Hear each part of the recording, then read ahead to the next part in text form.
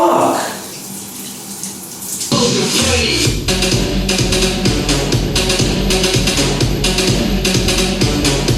The fuck?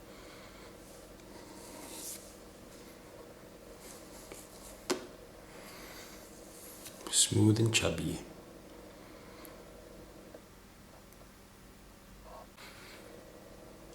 I don't need a neck. Do you need a neck? It's like a pillow. What's up, guys? Welcome to episode 2 of the 12 to 6 in 6. So, the topics for today are going to be first a question and answer, muscle retention, and the training program that I'm going to be following, and a little bit about the cardio. Okay, I'm also going to be doing a full new training series actually for the website. Like I said before, I'm not taking any more online members for a few more weeks at least, because I want to get all this filming done. A lot of stuff with BE, moving, and all kind of crazy crap that I need to get out of the way. So the first thing I want to do, I want to address some Instagram questions and the questions that I saw come up the most the last little while on the video. Okay, so the first question that I'm going to cover is, everybody's talking about, there's no way you were eating 10,000 calories, 15,000 calories, whatever. Trust me, when you're eating sugar, a lot of Nutella, a lot of fats with peanut butters and things like that, the calories are actually very condensed. So you actually don't need to eat a lot of volume to get a lot of calories. Okay, if you start eating things like hamburgers and sushi and things like that, foods that are a little bit more whole, a little bit more volume, then you run into the problem that 15,000 calories will leave you pregnant. Okay, so trust me, it wasn't easy, but I was eating a lot of bad things. Okay, so basically I put myself in the worst case scenario. I'm sure you guys don't eat that bad, so you know, it will work for you. Okay, the other question I had is, you were always ripped, you were shredded for so long. I've been 12 to 15% for the last 2-3 years. I think it was probably easier for you because of your metabolism, etc. Very simple answer, no. Okay, everybody is the same in terms of how they lose fat. The only thing that makes it more difficult for someone who's been at 12 to 15% for years versus somebody that's been 6 to 8 for years is the habits. Okay, so you know, kicking the habits that kept you at 12 to 15% are much harder for someone that's been there for so long. Okay, for me it's very easy. As soon as I get back on my diet, I know exactly what I needed to do, how to train, how to supplement, how to diet, bam, I'm back to 6 to 8. Okay, so don't believe that you're genetically less than anyone else, than me. You just gotta get the right habits. Okay? First questions. Let's see, sorry, 1 sec. All right, so where are we gonna start?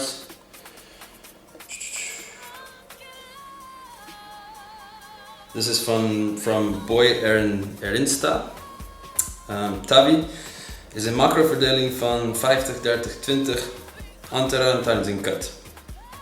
Or is it een eigen gevaar door het hoge hoeveelheid starch? Okay. Basically he's asking, is there any risks or anything bad about following a diet that's 50% protein, 30% carbs, and 20% fats? No. As long as you're drinking enough water, you're taking in enough fiber, you know, it should be fine, and if they're the right kinds of proteins. Obviously, if you're eating a ton of red meat, you got a lot of saturated fats in there, and you know, that might cause side problems. Okay, so you know, I've been on a 45, 35, 20 diet that's pretty much my standard diet. Actually, I'm more of a meso-endo body type.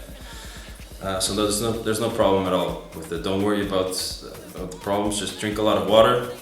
High protein diets are diuretic, and get your fiber in so everything's moving. You're not getting constipated and having another reason to have a baby. Next question. What is the macro formula you use and how does it change if you're an endo? This is from Shelby Kamos. The formula I use is my own diet planner. I built it off of all of the members that I've had, and the people that had the greater successes, their data created more of an effect on the formulas. But what does happen when you're more endomorph is your your protein is higher than your carbs and fat. Okay, so the more endomorph you are, it means you're more sensitive to insulin, you're more sensitive to sugars. Get your protein a little bit higher than your carbs. Okay.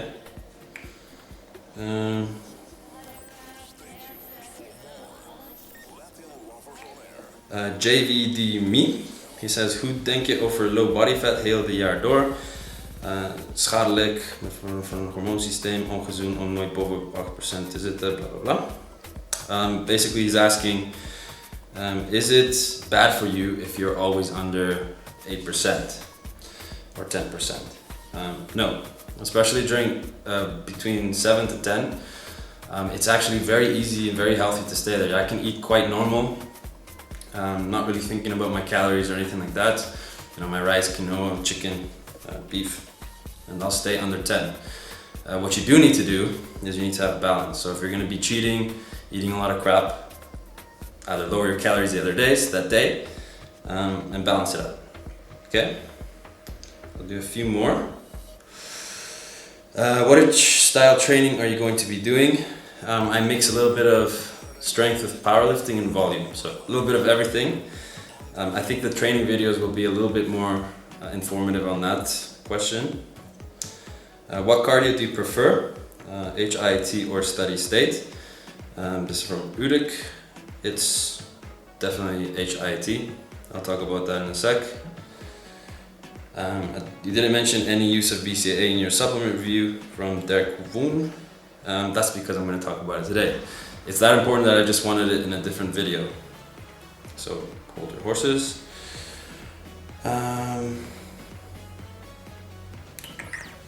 Do one last one.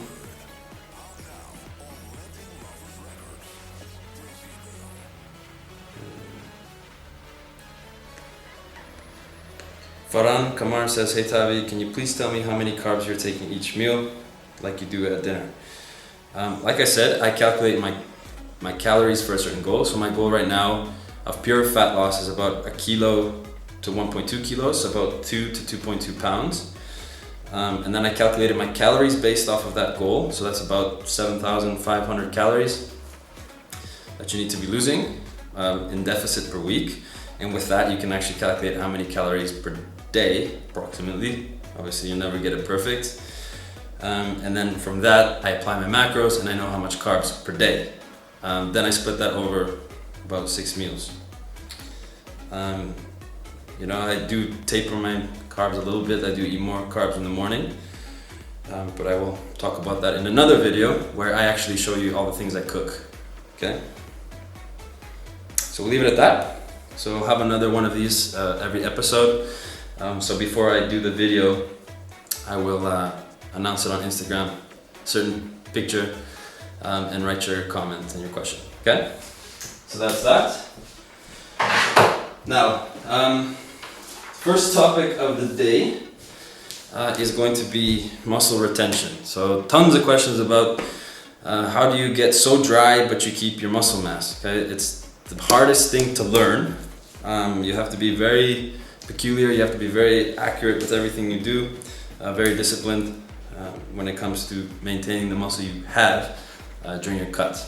Okay? The first thing you're going to need to do is you need to figure out your LBM. Okay, so whether you do that with, this is by the way how I calculate my body fat, it's the Sequoia Warrior. I found it to be the best body fat caliper. There's also a video on how to use it on the channel. So I use that to calculate my body fat, and then I put it in my diet planner, which calculates my LBM for me. Okay, so that's your lean body mass. So your bones, your muscle, water, everything but fat. Okay, so once you know that at the beginning of your cut to the end of your cut, that number should not go down. Okay, it might go down a bit because of water. Obviously, you always have to take water into consideration.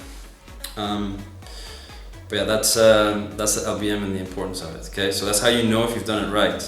Now, how do you get there? So from 12 to 6 or 5 or 4 with the least amount of muscle loss, you need to protect your muscle. Now, the first thing you need to understand is why does your body use muscle when you're cutting? Okay, so your body's like it's a survival machine. Okay, so if you're in a calorie deficit, your body thinks, hey, I have all this muscle, which is actually burning calories faster, which means I'm actually dying faster. Okay, so your body does have that mode where it will think, hey, it's actually healthier and more survival mode, muscle before fat. Okay, so what you need to tell the body is, hey, I need to keep the muscle. I need the muscle to survive.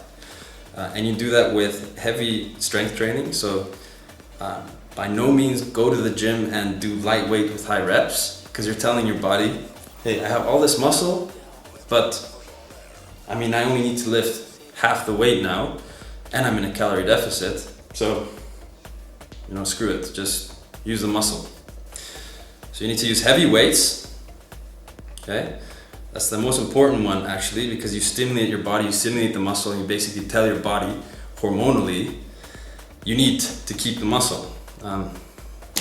I guess you could compare it to like, that you have to fight a lion to survive, so you need to keep your strength, okay? So your body thinks, I'd rather keep the muscle, lose the fat first, otherwise the lion's just gonna eat me. Okay? The second is that you should have some amino acids, BCAAs. I didn't talk about this in the supplement episode last time, but I wanted to speak about it completely separate because it's so important. Okay? BCAAs, EAAs, glutamine and alanine. I've used a lot of different ones. Talk about them. This is from Olymp. It's called Amino AA EAA Anabol Explode. So some good marketing there, but it's basically just BCAAs with some essential aminos. Okay. Now, what happens when you start cutting is your body is going to, like I said, go into this mode where it's going to want to use amino blocks as energy. Okay, but if you externally give it amino blocks, it won't have to tap into your muscle. Okay, BCAAs I take about 20 to 30 grams at least per day, spread out throughout the day. So not just before, during, and after training, but the entire day. Okay, so as soon as you wake up, you mix up some BCAAs in a big jug. When I used to prep for contests, I'd literally have a 2-liter bottle of BCAAs just ready to go. Okay, so make sure you got your BCAAs ready. I kept some at school, I kept some at work, so it's always there. You can always sip on it, and as long as you pick one with a good taste, you should be fine. All right, so that's the point on BCAAs, 20 to 30 grams at least throughout the entire day, not just before, during, and after. So BCAAs.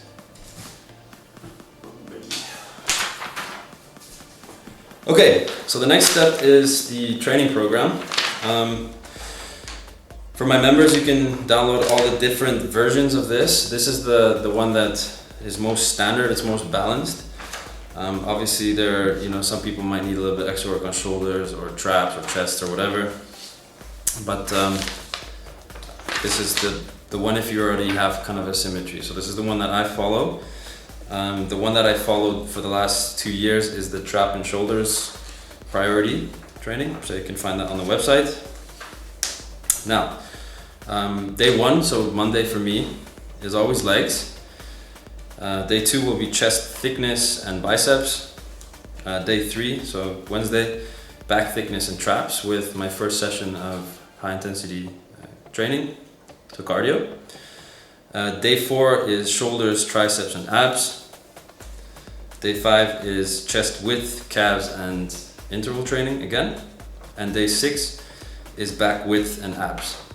All right? So as you heard, I split my chest thickness and chest width and my back thickness and width to 2 days, just because there are so many exercises.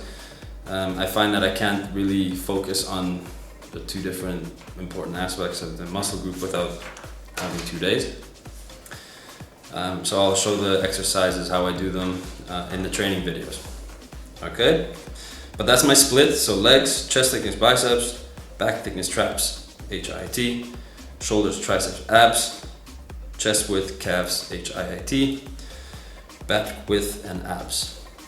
Okay, exercises, again, to keep this video short, I'm going to do this completely separate.